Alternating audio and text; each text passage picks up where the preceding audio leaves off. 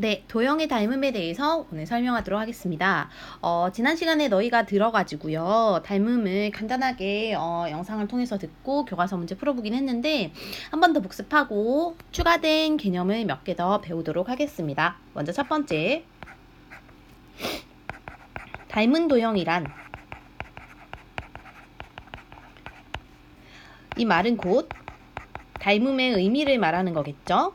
도형이 닮았다라고 하면 어떤 한 도형을 일정한 비율로 확대하거나 축소한 도형이 다른 도형과 합동일 때야. 다시요. 어떤 한 도형을 일정한 비율로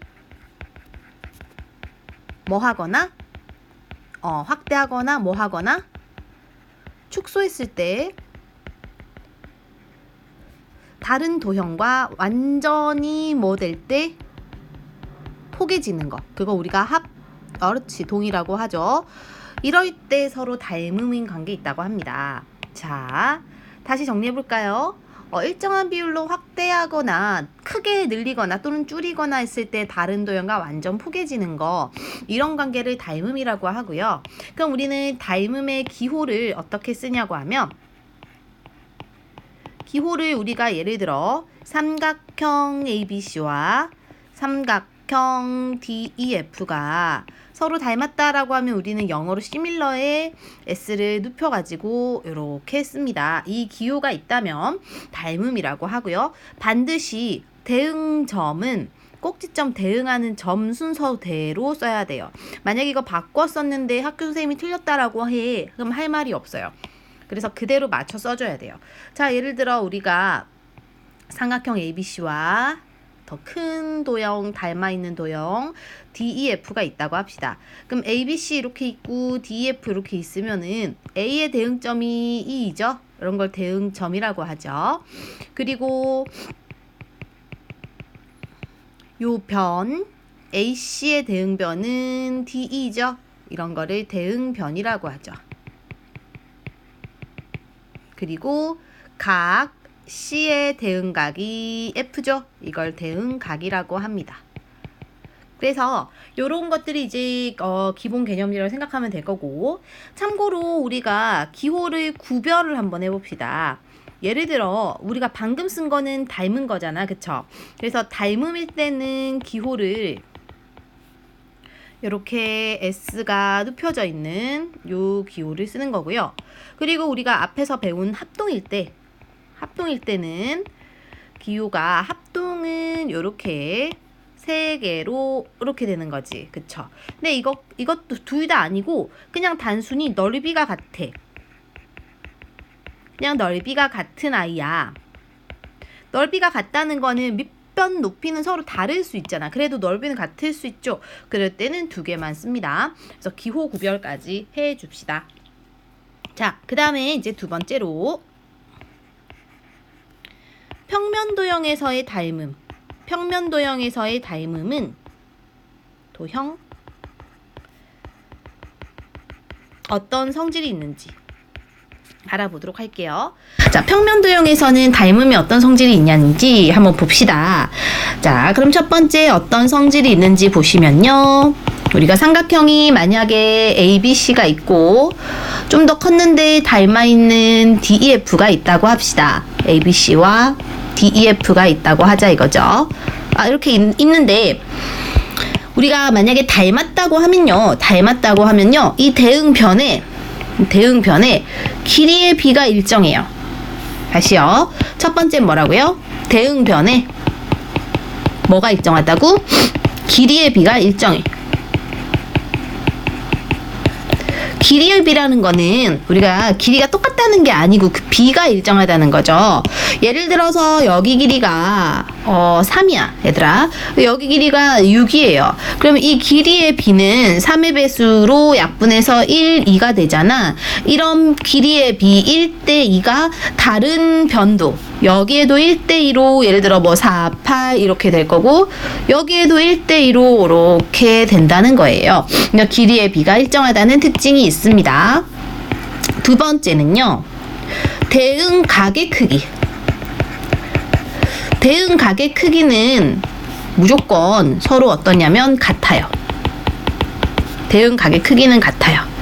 자, 왜냐면 우리가 이 두 도형을 늘리거나 줄이거나 했을 때 완전히 포개져야 되잖아, 그치? 그럼 각이 다르면은 이게 생김새도 달라지잖아요. 포개질 수도 없겠지? 그래서 각의 크기는 항상 같아요. 길이의 비는 일정하고. 이런 게 평면도형에서의 성질입니다. 그래서 이러한 우리가 대응변의 길이 있죠. 이 대응변의 길이를 우리가 다른 말로 닮은 비라고 해요. 자, 닮은 비는요. 닮은 비라고 하는 거는 바로 대응변의 길이의 비를 말합니다. 좀 글씨가 이상하게 써져요. 이해를 좀 해주세요. 대응변의 길이의 비를 우리는 닮은 비라고 합니다. 예를 들어 그럼 방금 그린 요 두 도형의 닮은 비는 1대2잖아. 요런 게 닮은 비라고요. 이런 게 닮은 비예요. 그래서 대응변의 길이의 비로 닮은 비를 찾을 수 있다는 거지. 그쵸?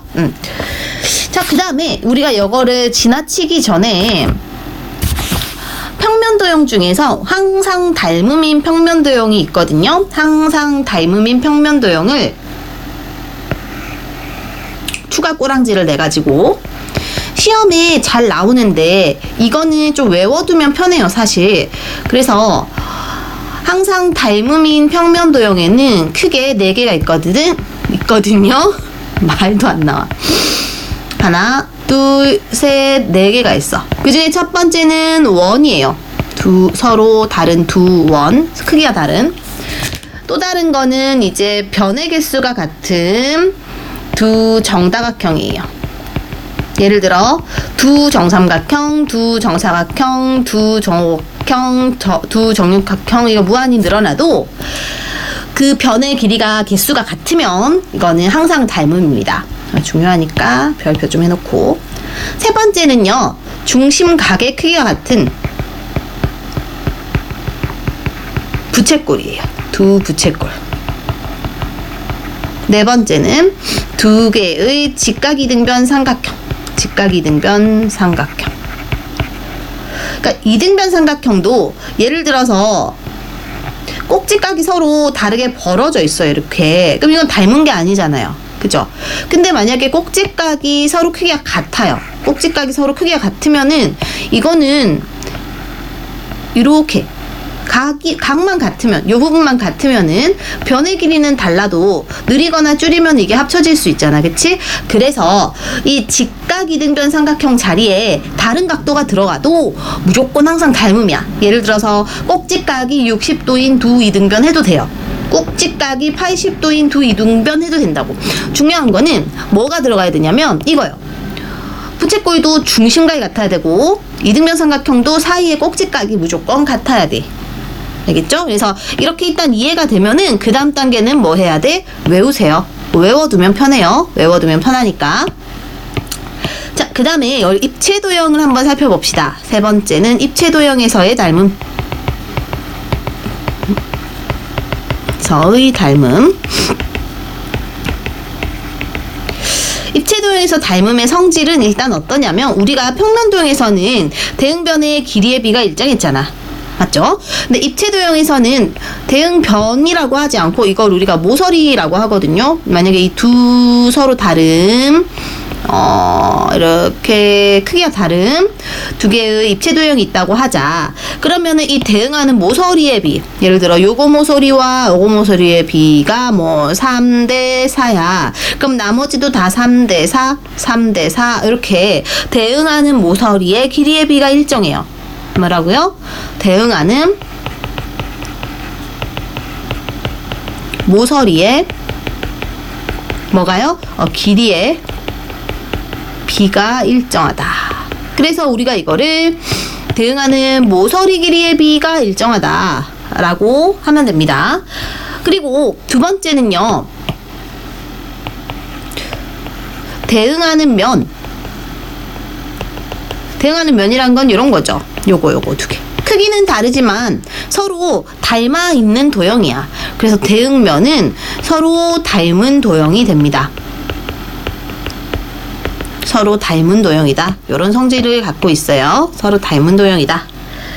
그리고 아까 위에서도 했겠지만 요런 대응하는 모서리 길이의 비, 예를 들어 3대 4로 모서리 길이의 비가 일정하게 비가 일정하다고 하면 이런 걸 우리는 닮은 비라고 합니다. 닮은 비라고 해요. 그리고 나서 이제 여기도 꼬랑지 하나 더 빼서 항상 닮음인 입체도형도 2개 있어요. 입체도형이 딱 2개 있습니다. 딱 2개가 있는데 그 중에 첫 번째로는 그 중에 첫 번째로는 2개의 9예요. 9. 9라고 하면 얘들아 축구공 같이 꽉 차 있는 원을 뜻하는 거야. 그쵸? 그래서 이 항상 닮음의 입체도형은 그 작은 축구공이나 아니죠. 작지 않지 축구공은 작은 탁구공이나 큰 축구공이나 얘는 항상 닮았다는 거야. 그 축구공 줄이면은 줄여서 탁구공 모양으로 포개할 수 있다는 거예요. 그래서 이런 것들을 항상 닮은 도형이라고 해. 그래서 두 구와 두 번째는요. 면의 개수가 같은 두 정다면체예요. 정다면체는 우리가 중1 때 배웠는데요. 정다면체는 크게 5개가 있어. 정사면체, 정육면체, 정팔면체, 정십이면체, 정이십면체 이렇게 있거든요. 요거까지 모두 다 항상 닮음이야. 시험에 잘 나오기 때문에 무조건 암기해두세요. 시험에 엄청 잘 나와요. 암기하면 편하다고 했어요. 자, 그 다음으로 이제 그 다음 주제로 갈게요. 그 다음 이제 4번째 주제로는 닮은 비와 넓이의 비와 부피의 비는 어떤 관계가 있는지 볼 거예요. 자, 닮은 비와 넓이 비와 부피 비가 어떤 관계가 있는지 봅시다. 먼저 우리가 사각형 하나 그려볼게. 정사각형 하나를 그려볼 거고 정사각형이 4개 포개져 있는 정사각형도 하나 그려볼게요. 크기가 다르네. 다르면 안 되는데. 크기는 요 하나가 요 크기가 같게 이렇게 좀 그려보시면 다르네요. 그냥 하자. 가로 세로가 1이라고 하면은 요거 하고 요거는 가로 세로가 그럼 2가 되겠지. 맞죠? 자, 그럼 이제 보세요. 잘 보세요. 이 평면 도형에서 이 모서리 길이의 비는 1대2지. 맞습니까? 그래서 모서리의 길이의 비는 1대2가 됩니다. 그치? 그리고 자, 둘레 길이의 비 한번 봅시다. 둘레 길이의 비는 첫 번째 작은 거는 1이 4개 있으니까 4죠. 오른쪽은 2가 4개 있으니까 2, 4, 8이겠지. 자, 그럼 약분하면 뭐가 돼요? 1대2가 되네요. 그치? 자, 그 다음에 이제 넓이를 한번 봅시다. 넓이는 요 작은 아이는 1 곱하기 1이니까 1이죠. 근데 얘는 2 곱하기 2니까 4지. 맞습니까? 자, 그래서 평면도형일 때, 제목이 이제 평면도형일 때야. 평면도형일 때는 모서리 길이의 비와 둘레 길이의 비는 똑같지. 근데 넓이는요, 잘 봐요. 넓이는 어떻게 되냐면 1대2가 아니라 1대4지. 다시 말해 1의 제곱과 2의 제곱의 비지. 그래서 넓이는 제곱에 비해요. 각각의 제곱의 비가 됩니다. 자, 그러면 이제는 입체도형을 한번 볼게요. 입체도형일 때.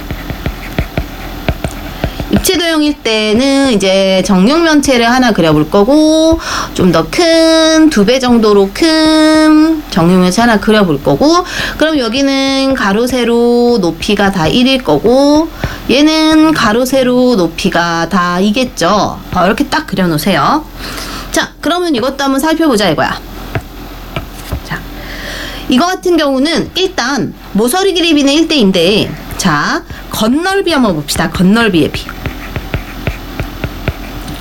겉넓이라고 하면 겉넓이는 겉에 있는 거 넓이잖아. 그치? 자, 그러면 왼쪽 거는 요 한 개의 면이 총 6면체가 6개 있죠. 그래서 작은 거는 저 정사각형 넓이가 1인데 그게 6개 있으니까 6일 거야. 맞습니까? 근데 이 큰 거는 요 정사각형 넓이가 4예요. 근데 그게 6개 있으니까 24지. 자, 그러면은 6으로 나눠주면 1대4가 되겠죠. 이해되나요? 자, 그 다음에 부피의 비 한번 봅시다. 부피는 가로, 세로, 높이 다 곱한 거거든, 그치? 그래서 요거 왼쪽 작은 거의 부피는 1이 되고 오른쪽 거 큰 거의 부피는 2 곱하기 2 곱하기 2니까 8이 된다 이거야. 자, 그러면은 입체도형일 때 건널비의 비는 제곱의 비인데 부피의 비는 세제곱의 비라는 거죠. 1의 세제곱과 2의 세제곱. 맞죠?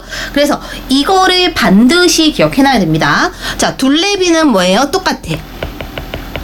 모서리 비와 같아요. 근데 넓이와 건널비, 다시 말해 넓이라는 말이 들어가면 무조건 제곱이죠.